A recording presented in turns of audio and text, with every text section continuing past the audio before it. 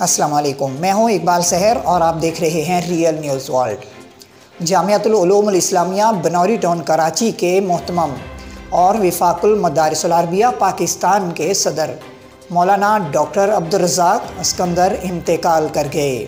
इन्ना लिल्लाहि व इन्ना इलैहि राजिऊन।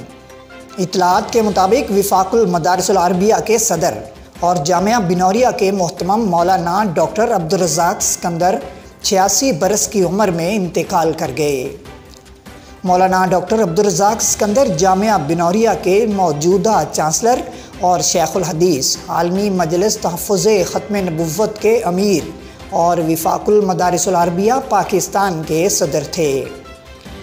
मरहूम की नमाज जनाजा इशा के बाद 10 बजे बनौरी टाउन मस्जिद में अदा की जाएगी। डॉक्टर अब्दुल रज़ाक अस्कंदर 1935 को एबटाबाद के इलाके काकुल में पैदा हुए। उन्होंने इब्तदाई तालीम अपने आबाई गांव से ही हासिल की, जिसके बाद 1956 में जामिया दारुल उलूम कराची से दरसे निज़ामी किया।